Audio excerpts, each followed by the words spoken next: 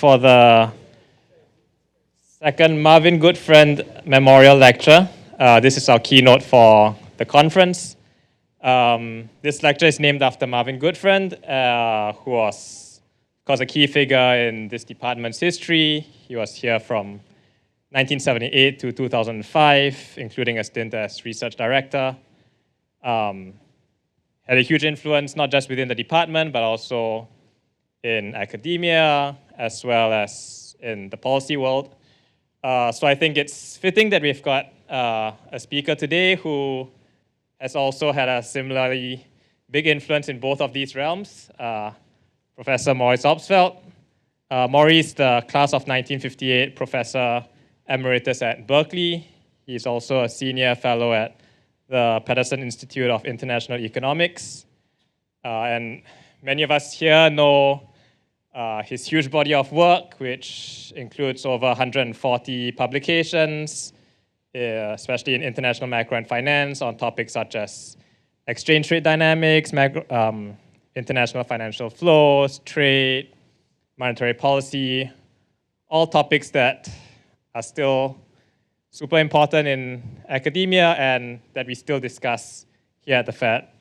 Maury also has been directly involved in policy work, most notably as part of the Council of Economic Advisors from 2014 to 2015 with the Obama administration, and as chief economist at the IMF between 2015 to 2018. Maury also overlapped with Marvin Goodfriend, and they worked together in his work as an advisor to the Bank of Japan. So please join me in welcoming Maurice Obstfeld.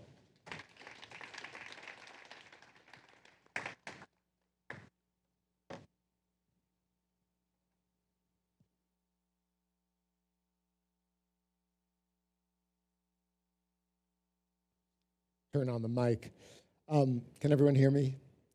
Okay, it's a real pleasure to be here. I'm kind of splitting my time between a couple of conferences, but when I was invited to give the Marvin Goodfriend lecture, I really couldn't say no. Marvin and I were more or less the same age. I think he got out of graduate school 1 year before I did. And we overlapped at the Bank of Japan as honorary advisors to the Institute of Monetary and Economic Studies. The Bank of Japan always has two of these honorary advisors, and the first two were Milton Friedman and James Tobin. And the idea was that we're going to get this one monetarist guy and this one Keynesian guy. Actually, unfortunately, now that I think of it, they've all been guys, which does not reflect well on the Bank of Japan. But the idea was to have these two contrasting views and let them fight it out. And they tried to sort of continue this tradition of sort of a saltwater and a freshwater person. And I guess I was the freshwater person and Marvin was the saltwater person, although I don't notice a lot of, you're pretty close to saltwater here. So we overlapped, and Marvin succeeded Ben McCallum in that role, who was also a terrific partner. And for me, it was a great experience. Every year, the Bank of Japan would have a conference, a research conference, which they still have, and Marvin and I would give them advice about who to invite and what the topics should be. But a highlight for us was the keynotes. Every year, either Marvin would give a keynote or I would give a keynote, and we alternated. And I always learned so much from these interactions with Marvin and from his keynotes. And the one he published at my last conference, I had to resign to go to the Council of Economic Advisors, was this one, Monetary Policy as a Carry Trade. And what Marvin was concerned about was the effects of QE on the Fed's fiscal position vis-a-vis the Treasury. The idea is if the Fed is holding high interest rate long-term bonds as a result of QE and issuing interest-paying reserves at a very low rate, then it's making money. It's a carry trade. And he argued that the Fed should actually not be turning this all over to the Treasury. It should be keeping it because there would come a day when interest rates would rise and the value of this portfolio would fall, and it would look as if the Treasury was, as if the Fed was booking losses. And if it had this store of cash, its political position would be stronger. This was very characteristic of Marvin, the ability to sort of talk about these very nitty-gritty issues of Fed policymaking and Fed credibility and the institutional structure of the Fed, but also do theory at the highest levels. I mean, I think of the paper with Bob King on the neoclassical synthesis, which I first heard when Marvin and I sort of coincided at the Bank of England in 1997, and Marvin presented that paper in a seminar. These Bank of Japan papers have the attribute that nobody ever read them, as far as I know, and I think that's a shame because I think some of them were actually quite good. Ben McCallum had some very good papers. Alan Meltzer before him, who I overlapped with, Marvin's papers. And I actually even think that a couple of mine were pretty good. I mean, I put a lot of work into them for apparently a low return. But there's one I want to focus on a little bit today, which is from 2005. And this is called America's Deficit, the World's Problem. And the reason I focus on it is that's going to be the theme of my talk today, revisiting the deficit of the first decade of this millennium. I'll explain why I think this is relevant today and why it's worth doing. I think there's policy relevance and I think there's theoretical relevance. But the basic backdrop, for those of you who may be too young to remember, is that in the mid-2000s, the US current account deficit reached an unprecedented level of around 6% relative to US GDP. There was actually a lot of discussion at the time about the sustainability of this deficit, the consequences of this deficit, the causes of this deficit. And in fact, the Brookings papers on economic activity in the spring of 2005 did an issue in which there were no less than 4 or 5 Brookings papers on the US current account deficit. In my paper, I talked about various theories of the deficit, culled from work at the time. One view was that of Chairman Greenspan, who basically said, world financial markets have become so efficient, so deep, that there's no problem with the US running a big deficit. We just shouldn't think of it as something that requires urgent policy intervention. Another view came from Ben Bernanke, who a couple of months before my paper had given his Sandridge lecture in March of 2005, and this is the famous global savings glut speech. Oh, he did? I did not know it. It was right at the Federal Reserve Bank. Okay. So some of you may have heard it. Basically, this was the idea, and I'll talk much more about this because I'm going to push back on it today, is that there was a glut of global savings. This was pushing down global interest rates. The US basically had no choice but to accommodate this, and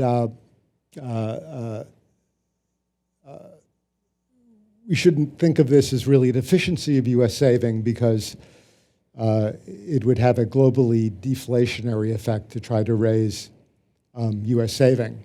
And this was occurring against a backdrop of a recovery from the dot-com crash that was rather jobless, that wasn't very job intensive, and worries about what was going on in Japan and whether that could happen in the US, sort of bringing me back to what Marvin and I were doing with the Bank of Japan, which, by the way, was, and also Ben and also Alan Meltzer, giving advice about monetary policy that they did not seem inclined to take. My take on this, which I would argue was somewhat right, but probably for the wrong reasons, was that the big current account deficit was associated with huge risks in capital markets and that the structure of regulation, the sort of balkanized structure of global regulation, made it a dangerous situation in which there was the possibility of a financial meltdown.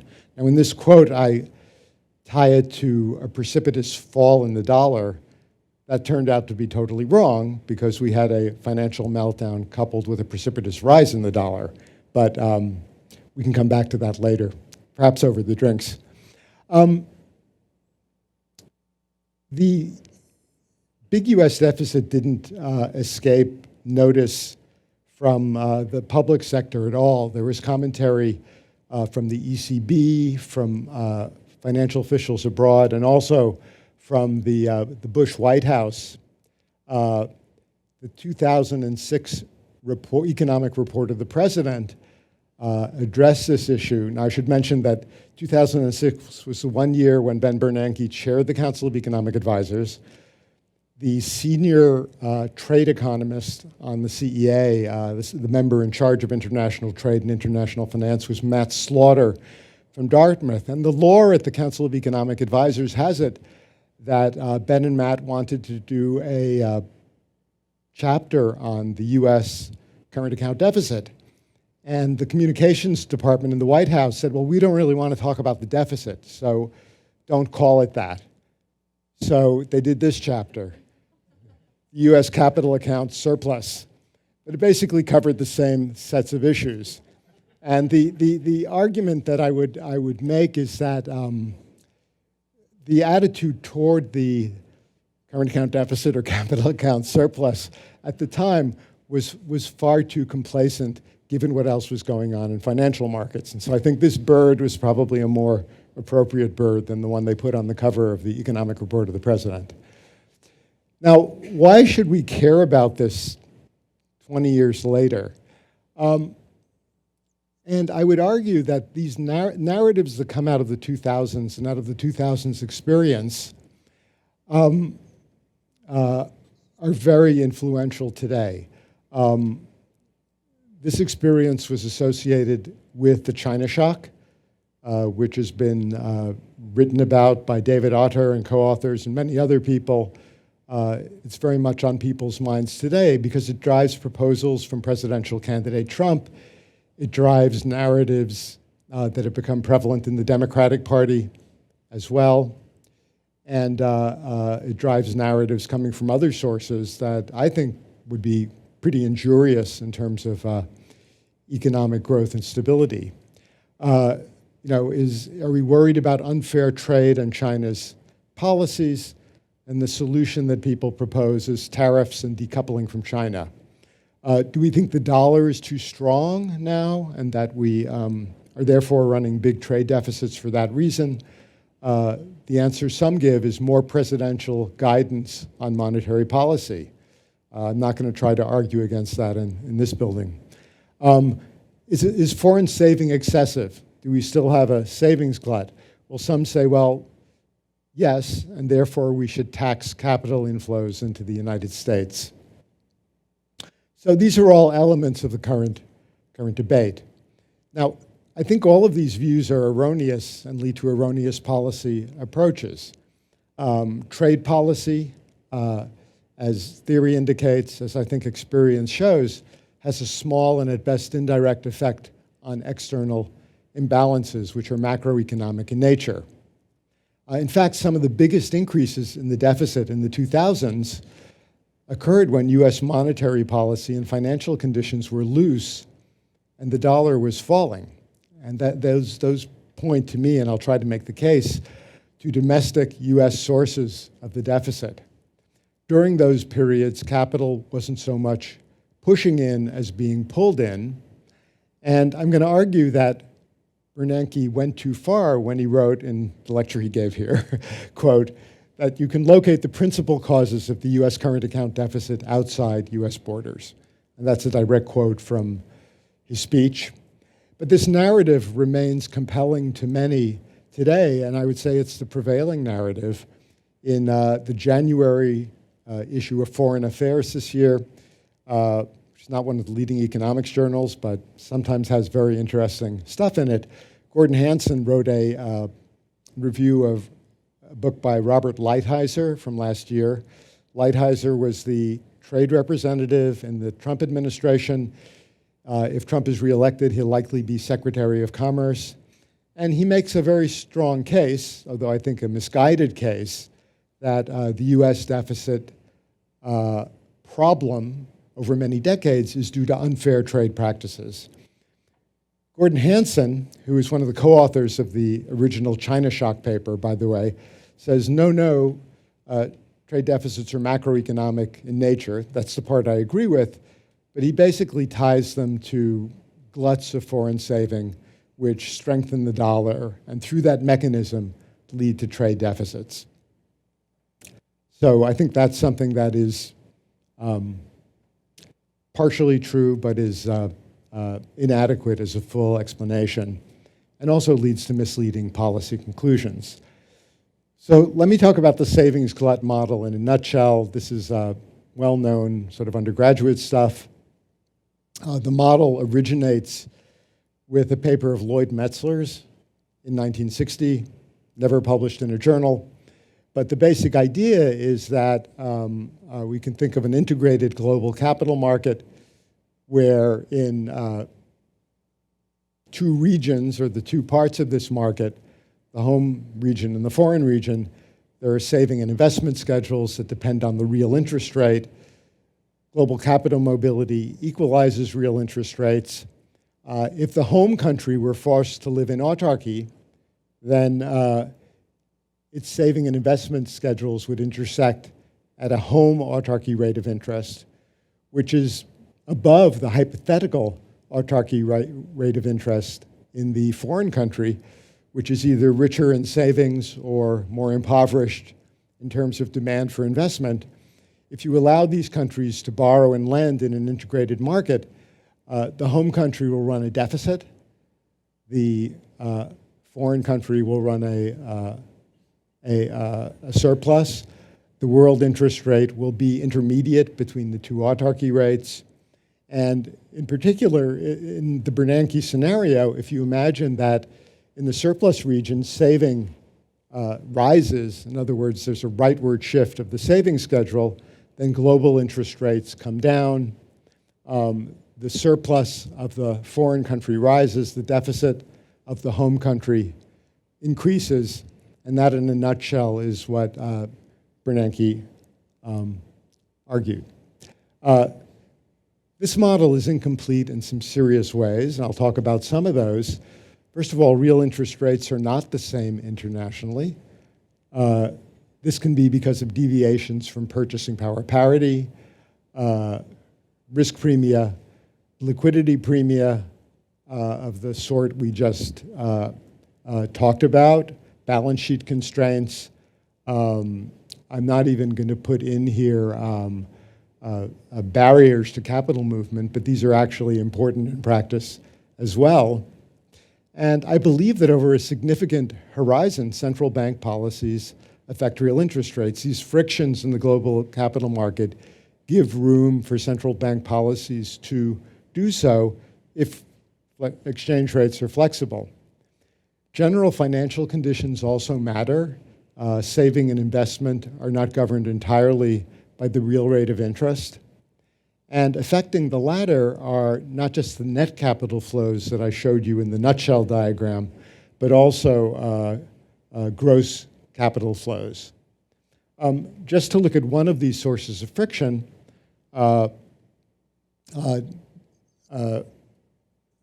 dispersions in advanced economy long-term real interest rates are plotted here. It's the maximum less the minimum in a sample of 12 advanced economies.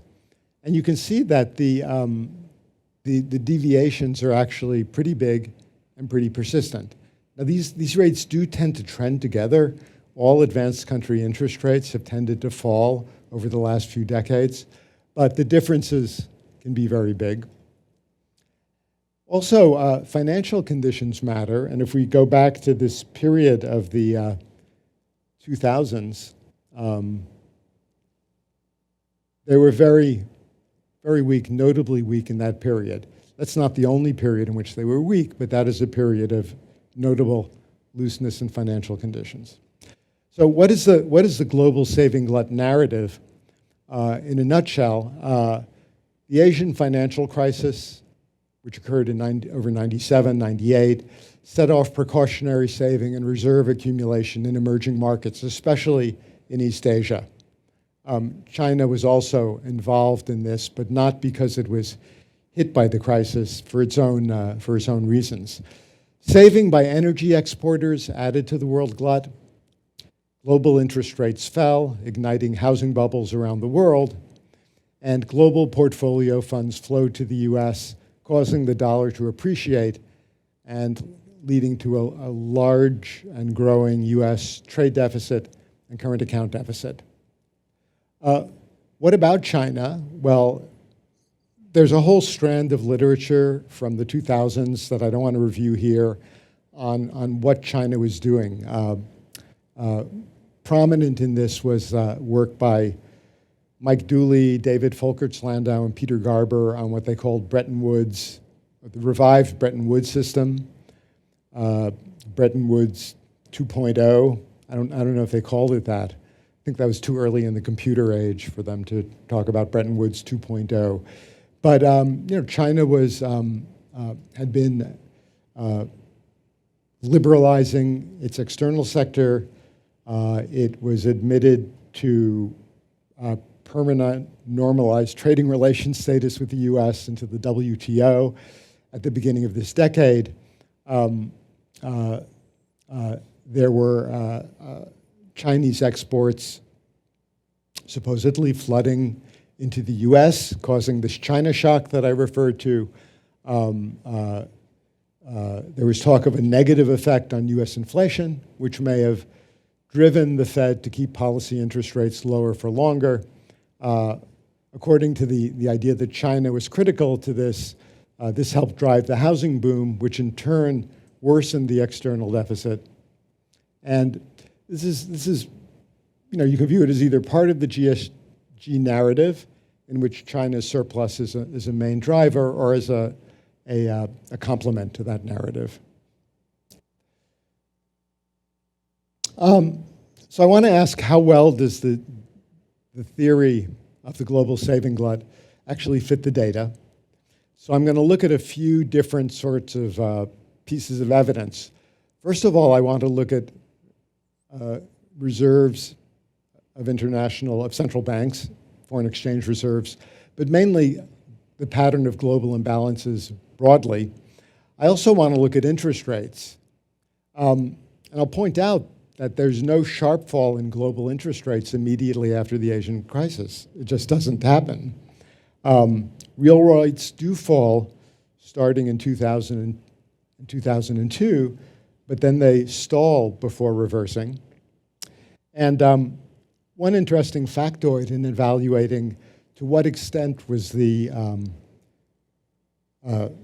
external deficit foisted on the U.S. in the sense of the sort of Metzler/Bernanke model, is that U.S. policy rates actually in this period, at least up until the Fed began to tighten in 2004, were much lower than rates abroad by a lot, real policy rates. And even by more so than the dispersions I showed you for long-term real rates would indicate. And if everyone in the advanced economies is responding to a global saving glut, why are U.S. interest rates so particularly low? Maybe something else is going on. Another big piece of evidence, to my mind, is the dollar's behavior. The dollar strengthens up until 2002 or so, and then it drops precipitously. So all during a long part of the period when the U.S. deficit is rising, when manufacturing employment is plummeting throughout the United States, supposedly due to the strong dollar. Actually, the dollar is dropping like a stone. And that seems like a puzzling fact.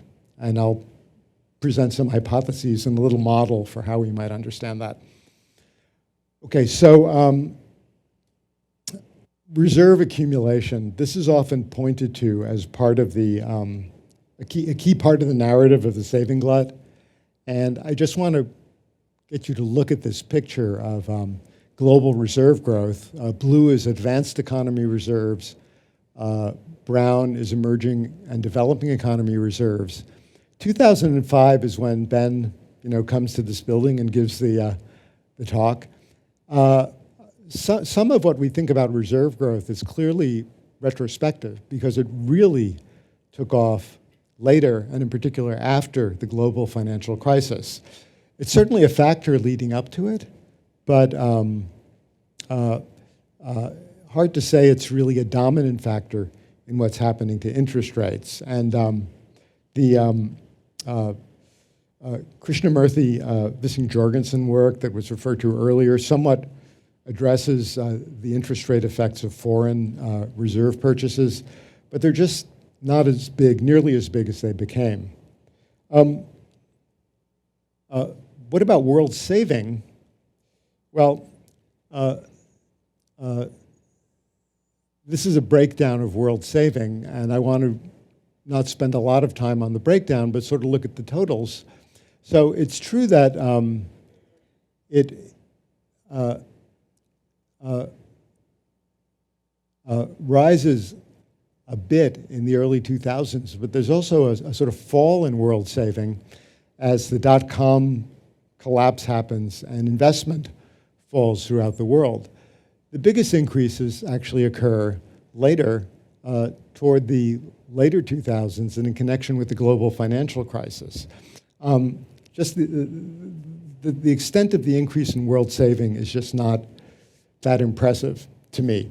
But of course, what we need to look at is saving relative to investment, and for that we need to look at global current account imbalances, which do equal saving minus investment in principle.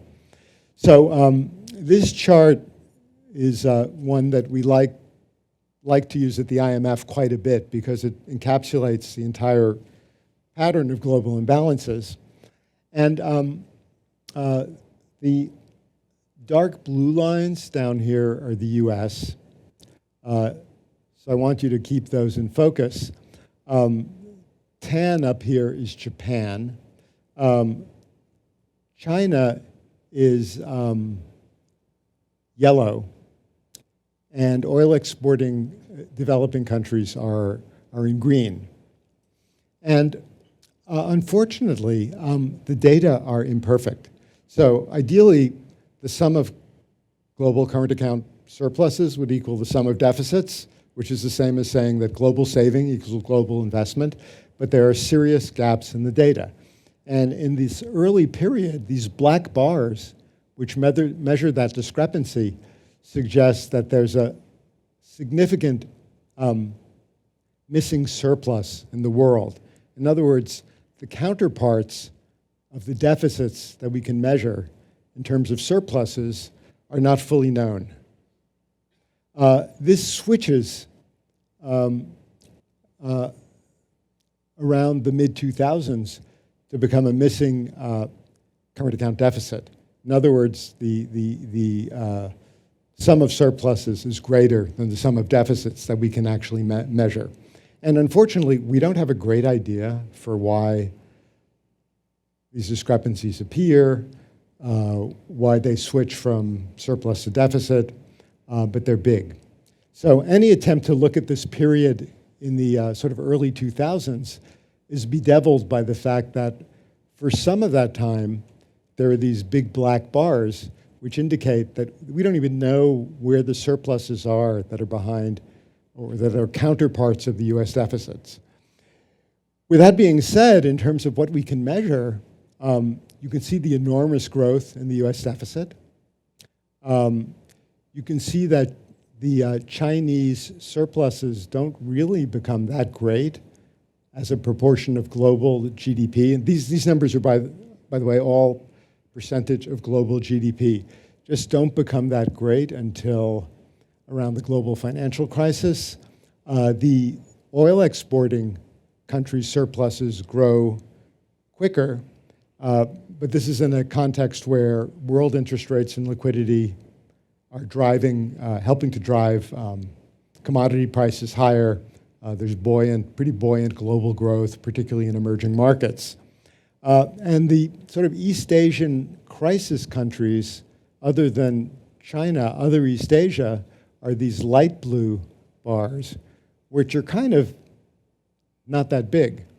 So it could be that, really all these unmeasured holes in our current account data are due to developing countries saving, global saving glut, but we can't really say that. We can't really say much given that the data are so imperfect. So we should approach, the way I approach this data is to say, this makes me a little bit skeptical about saying, oh boy, it's all emerging market saving, when we don't really have the direct sort of smoking gun evidence. The evidence on real interest rates is kind of mixed. Here I'm showing the US long-term real rate and the average real rate for a sample of 12 industrial countries. In this period, what this sort of shows is immediately after the Asian crisis, global rates rise, then they fall. And to my mind, a large part of the fall is the collapse of the dot-com boom. Then they drift down somewhat before rising later in the 2000s, just before the global financial crisis, but it's not a super impressive drop to my mind. What about short-term rates? The pattern is similar, but here I want to point to something I alluded to before, which is notable, which is the US short-term real rate, these are 3-month Treasury bill rates, is just so much lower than the average of other industrial countries. It's kind of remarkably lower. And it's low relative to other benchmarks. Well, I'm not going to linger on the tips, but another benchmark is the estimates of R-star. So here I'm showing the local home team Lubick Mathis estimates in gray, but also estimates derived from the term structure of index bonds from some Fed researchers, and also Holston, Laubach, and Williams. And these are all sort of saying, if you believe them, that R-star was, at worst around 1%. Yet, going back to this, real policy rates are, really, really low. Now, that I think was not something that had obvious consequences for inflation right away, but could have had consequences for financial stability. US dollar, this is something I'm going to put a lot of weight on. You can see that in the late 90s, the US dollar became very strong. And then around 2002, it started to fall. And it falls all the way through just before the global financial crisis. And the global financial crisis is a sharp depreciation, but then with the onset of various rounds of QE and zero policy rates, the dollar falls. And in fact, it reaches what's basically, in real terms, a all-time post-Bretton Woods low in around 2011. So if we think that what's going on in the 2000s leading to a larger US deficit is a global savings glut which pushes up the value of the dollar, how do we reconcile that with the fact that in the period when the dollar is falling the most, the deficit rises the most? You could say lags, but this occurs over a period of several years, and I don't think the lag explanation is really plausible for that period. So part of what I want to do is try to build a narrative where we can understand what is going on with the current account and what is going on with the dollar. Okay. It's helpful in thinking about this narrative and how conditions sort of change over the course of the 2000s to actually look kind of forensically at the US trade balance and how that behaves. So I just want to stay a little bit mindful of the time. I mean, I thankfully have been given more time, but I don't want to abuse you because of that fact.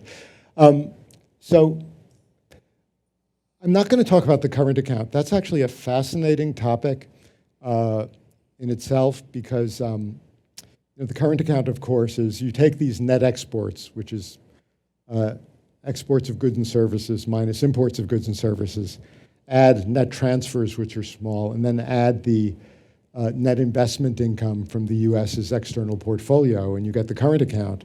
The current account and net exports are pretty close to each other for most of the period I'm talking about. After the financial crisis, the US net investment income flow becomes very, very positive, even though the US is a debtor. And that in itself is fascinating. That's another talk someday. I'm not going to go into that. So I'm going to just focus on the trade balance. And I'm going to do a decomposition of the trade balance in a particular way. And this is the trade balance relative to nominal GDP. So that's basically nominal exports over nominal GDP minus nominal imports over nominal GDP. And if I take the first difference here, I can represent the change in net exports in terms of the change in four quantities. One is the ratio of the export price deflator to the GDP deflator, and the ratio of the real export volume to real output. The same for the ratio of the import price deflator to GDP deflator, and then real imports relative to real output. These are weighted by sort of initial ratio levels, and there's a bunch of interaction terms which are of second order that I'll show you, but that are very small. One thing I want to caution you about in interpreting what I'm going to show you is that the results on imports are a little counterintuitive if you don't think closely about what this decomposition means. So in this decomposition, when import prices rise relative to the GDP deflator, the trade balance worsens. Now, your intuition might say, wait, I thought that when import prices rise, imports go down, and that should improve the trade balance. Well, it does if the elasticity of demand for imports is greater than 1. But for this decomposition, I'm assuming it's 0 because I'm not taking into account the behavioral response of imports. So this is like purely mechanical accounting for what makes the data add up to what the data are. Okay, so here's what you get when you look at the numbers. And I find this interesting because there are all these narratives about what happened in this decade, and people don't actually look at what the data did in this decade. So just to give you 2 examples, import prices. A flood of cheap imports. The Fed had to keep monetary policy loose to keep inflation on target because a flood of imports was coming in. If I sort of look at the data, so let me focus on the period, this period here, which is the sort of, right after the Asian crisis to around 2002, import prices are contributing to a larger surplus. That means import prices are falling, okay, because I'm not looking at the behavioral response, I'm just looking at the valuation effect. But once we get to 2002, import prices are actually rising in toto for the rest of the decade. We actually have rising import prices, which is sensible because the dollar is depreciating a lot. Okay, so import prices were rising. So this whole flood of cheap imports is true up until around 2002, but then it stops. Also, you would think that if the dollar's depreciating, exports will do well, and that would help the trade deficit. Well, coming to this period when the dollar starts depreciating, which is about 2002, you see that exports, this is the blue bars, exports begin to contribute very positively to the trade balance. So we're exporting a lot. We're pretty competitive in global markets. The problem is that imports rise so much more than exports. So why is that happening? Well, it can happen if we spend a lot. And if we spend a lot on imports, imports will rise. And that's what's going on in the US. It's not that there's a foreign saving glut, it's that there's a shortage of US savings, and the US is importing a lot, and we're getting a big deficit. So this is basically, conclusions that you can get from this, this story. So I have 4 takeaways. I've given you 2 of them. But rather than looking at that chart, let's just look at the behavior of import prices relative to GDP deflator. Well, sure enough, they're falling until around 2002. In other words, import prices are falling. Though again, it's not monotonic, but generally this is the case, and that's partially because the dollar is strengthening. And then afterwards, we get rising import prices. And what happens here, this spike, comes from the fact that in 2008, there's a sort of global spike in commodity prices, particularly food prices, and that drives up inflation in the US and in fact globally. This is actually sort of a mini version of what we saw after COVID, but it is immediately followed by the global financial crisis. So it's definitely a transitory shock, because we had a much bigger shock in the other direction. Now, notwithstanding this, if you break out Chinese import prices, so you say, well, if import prices are rising, why is there a China shock? Well, it's because Chinese import prices are falling. Like the prices of Chinese goods are falling, even though other import prices are rising. This is enough to harm industries that compete directly with Chinese imports. You can see that on the left-hand side. But on the other hand, even in 2003, Chinese imports are only 10% of all US imports. So, and here you can see, the path. Again, it's sort of after the mid-2000s that Chinese imports really grow, either as a share of total Chinese imports or US imports. And it's kind of notable what has happened to Chinese imports since the onset of the Trump administration. They've fallen really remarkably, but that's a topic for another day. So let me try to persuade you of a different narrative. And that's going to be this. If you look at the years 1998 to 2002, which is the immediate aftermath of the Asian crisis, you can make a case that the global saving glut story has some legs.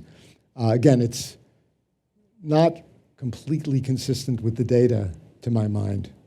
But of course, it's 3 years later that Ben Bernanke gives this speech, and by that point, the current account deficit has grown even bigger. Unfortunately, we have these big data gaps and inconsistencies that make it impossible to be fully confident of what's going on. But I would argue that starting in 2002, foreign capital gets mostly pulled in and not pushed in. And this is the reason for the dollar's depreciation. If the world is demanding dollar assets and capital is pushing in, then the dollar's going to strengthen. If instead the US is throwing debt onto world markets and trying to borrow abroad, the dollar's going to depreciate. This is not independent of monetary policy, but I think it's related to monetary policy. There's a lot of US consumption, a lot of US debt issuance. There's strong residential investment. This is fueled by low US interest rates and loose financial conditions. And the loose financial conditions notably include innovations in housing finance, which also fueled gross capital inflows This is consistent with a paper that Ken Rogoff and I wrote in 2009, sort of looking at this issue from a much closer perspective, but I think we have a lot more data and theory now to think about these issues. Why inflation didn't rear its head before it did, before the Fed felt compelled to tighten in mid-2004 is a good question to which I don't have an answer. I don't think blaming it on China is really holds water given the quantitative importance of Chinese imports in the US CPI at the time. So that's a topic for research. It's instructive to my mind to look at the US current account through the lens of saving and investment. Now, again, even within our national income and product accounts, there's a discrepancy, and the NIPA measure of the trade balance differs from the census measure. But generally, the difference between saving and investment is closely correlated, at least with the current account balance, and it makes closely correlated enough to make it sensible to look at saving and investment. And if you look at what the counterparts are of these variables for the period of interest here, what you can see is that U.S. saving fell a lot through 2005 or so. Now, part of this is the government. Part of this is George W. Bush coming in and deciding that, the proper response to his predecessor having obtained budget balance was to give money back to people. So we do see that as a factor. Then we see a fall in net private saving, and that's part of the story. And the other story is the behavior of investment. Now, what I'll draw your attention here to is that there is a period of rising investment up until around 2000, which helps fuel the U.S. deficit.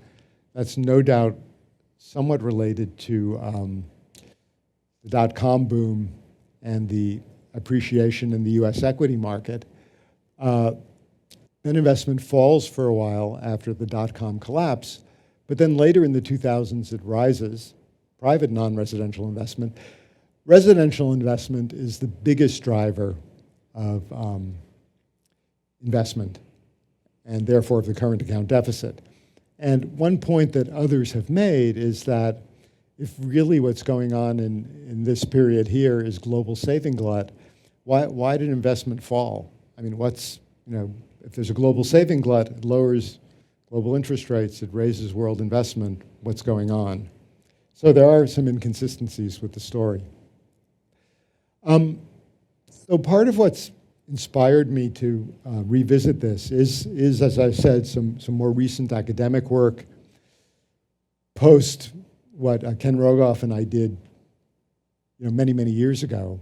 And there's some very good studies, but there are not actually very many studies, surprisingly. So one that I think's been under-noticed is a story by Jane Doko et al. In economic policy, and a large team of researchers from the Board of Governors. And I think part of the purpose of this paper was to sort of say, well, Fed policy in the early 2000s wasn't really that expansionary, and they try to make that case. But they also, which doesn't totally convince me, but they do conclude that the federal funds rate entered previously rarely navigated waters and was at the low end of the historical range of the previous 5 decades. And that's kind of an understatement to my mind. But they also conclude that low interest rates may not have been the biggest driver of the housing market compared to loose financial conditions. And I think that's an important conclusion. There's a paper by Jack Faveloukas and some co-authors, including one of Mindy's co-authors, that as far as I know, has gotten very little notice. So they had a related JPE paper that got more notice, but this is in an NBR volume edited by Glazer and Sinai, and it's a really interesting analysis. They point out that capital inflows to the U.S., such as foreign official purchases of Treasury securities, may not have had a big effect on the housing market. And the reason is because while they lowered risk-free interest rates, boosting the housing market, by changing the available supply to U.S. residents of very low-risk Treasury securities and pushing them into riskier securities, they may have raised the risk premium on home prices, on housing assets. And they conclude that capital flows, and then they have a battery of empirical estimates, did not have much of an effect that you can detect on housing prices, capital inflows themselves. There's also a paper by Andrea Ferrero in the JMCB, an excellent paper, which has some similar conclusions about the importance of financial innovation in driving the events in the sort of mid-2000s. And then more recently, there's a paper in the Journal of Economic Dynamics and Control by Peter Lynn Jorgensen, where he actually builds a dynamic, stochastic, general equilibrium model with frictions in the housing market. And he basically shows that you can explain housing appreciation in 2000 to 2002 as a product of a global saving glut within that model, but the subsequent appreciation would have to be attributed to lower financial constraints in the housing sector, to liberalization, and he identifies the dollar's behavior as part of that pattern. So sort of reading his paper, it wasn't transparent to me how this was all working, although it made sense. So I tried to put together a very small toy model of how this might work. So this is very partial equilibrium. It's work in progress, but it'll give you an idea of what I think would be a model that might work. So imagine a model with three categories of agents. There's a financial sector, financiers, or you can think of these as non-liquidity constrained people who play in the financial markets. There's also households. And there are also foreign investors who invest in the home economy, and they hold home bonds and they lend in foreign currency. Home households, all they do is they issue domestic currency mortgages, debt MH. They hold a housing stock H valued at PH, where P is the price of housing assets, and they hold some other assets A sub H. And basically, there's some very crude portfolio balance relationships.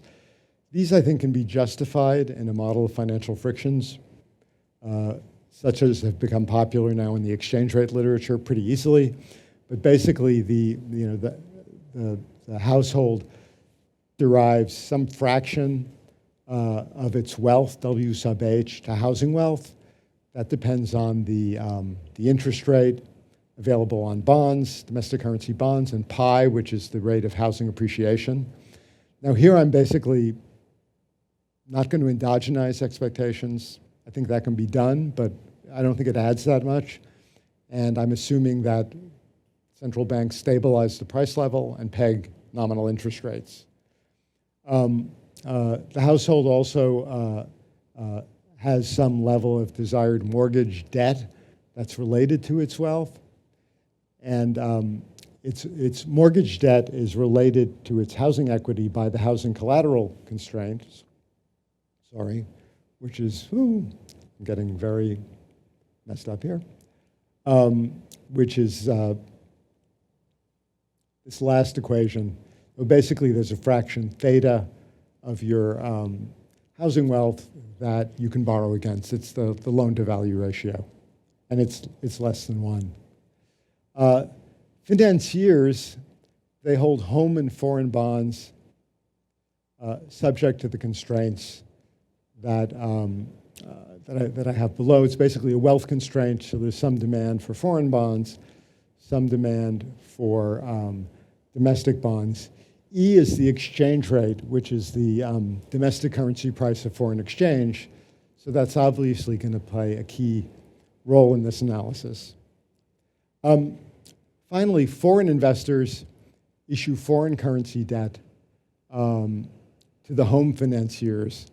They hold home currency bonds subject to portfolio demand function, which looks kind of like what I had for the other agents.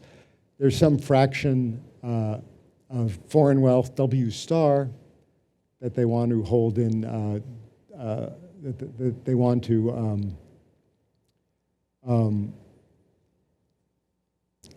hold in foreign bonds. Total wealth, W star, is basically the amount of bonds.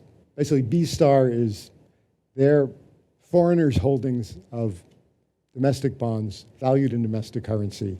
So if I divide that by the exchange rate, I get the foreign value of the claims of foreigners on the home country. Finally, D sub G is the outstanding stock of home government debt. I'm assuming this is all outside debt, so forget about Ricardian equivalence. And finally, if we assume that housing collateral constraint is absolutely binding, then there's a global equilibrium condition for domestic currency bonds, which is that basically the stock of government debt issued by the home country has to equal the domestic currency bonds held by domestic financiers, less the borrowing of the households in the home country that issue mortgages, plus the holdings of foreigners. And there's also a relationship determining the price of housing, which looks like this one, taking into account of the fact that the homeowners, the household sector, is actually constrained. So what we want to think about is what happens when theta goes up. In other words, when we increase the loan-to-value ratio, which I would view as a stand-in for financial liberalization. Well, you can see that basically the world has to absorb this higher stock of bonds because the households in the US, say, are issuing dollar securities. These are getting securitized. These bonds are going out into the world. And in order for that to happen, E has to rise. For example, if E rises, it means that foreign wealth is worth more in terms of domestic bonds, and that increases the foreign demand for these bonds. It's also the case that if you raise theta, 1 minus theta gets closer to 1, and that pushes up the housing, the value of the housing stock at home. So this is a basic framework that I think can justify, and needs more work, but justify this idea that in this period after 2002, when we have all this financial innovation in the US, a lot of debt in dollars is getting issued, and that is helping the dollar to depreciate, again, with an assist from very low interest rates from the Fed. What about the evidence, direct evidence on financial conditions and the dollar? There are two things I want to show you. In some earlier work with Haonan Zhou, who's now at Hong Kong University in the business school, in Brookings, we demonstrated that one correlate of the dollar's strength is the Gilchrist and Zarachek excess bond premium, which is related to the tightness of financial conditions. It's actually a very good recession predictor for the United States, and it's also a good predictor of certain developments globally, such as stress in global sovereign debt markets. basically when this indicator indicates tight financial conditions, the dollar is strong. That's the correlation. And when I look at that correlation without any other controls, it's positive. It's 0.14, which is not super impressive, but you can see in the picture the positive correlation. Another indicator, which is one that is used in the Favaloukas et al. Work, is the results of the Senior Loan Officer Opinion Survey that the Federal Reserve carries out. It measures the percentage of banks tightening standards on industrial loans. And here the correlation is 0.39, much higher. So basically a tightening of financial conditions is associated with a stronger dollar. Okay, let me conclude because I want to leave some time for questions at least. The US discourse on trade deficits is very much a blame the foreigners narrative of American victimhood. And I would argue that it's very much influenced by events in the 2000s, which are associated with the China shock. They're associated with a very traumatic global financial crisis. Some of the current recommendations for tariffs, capital inflow taxes, targeting trade deficits, I think draw on that experience. In fact, there's an active discussion now of China shock 2.0, the fear that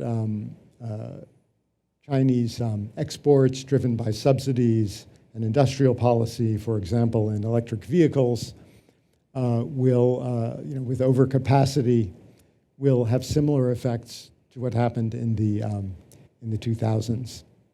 But these discussions rarely acknowledge that U.S. macro conditions play a leading role in U.S. trade deficits. And you certainly can't argue today that low global interest rates are the cause of U.S. deficits, which remain considerable. My opinion would be that if we want to counter trade abuses, we should use trade policy, not macro policy. And macro problems require macro remedies. And the biggest obvious macro remedy for our trade deficit would be for the U.S. to get its fiscal house in better order. I just have sort of extended to the present one of the earlier charts I showed you on saving and investment to kind of drive this point home. But if you come to the right-hand side of the chart, you can see that U.S. total net saving, which had risen after the global financial crisis, is now in negative territory. Private saving has fallen, but net government saving is also becoming very negative again after the big shocks of COVID. And until that situation is rectified, we're going to continue to see large U.S. deficits, irrespective of what happens with tariffs. So I'll stop there.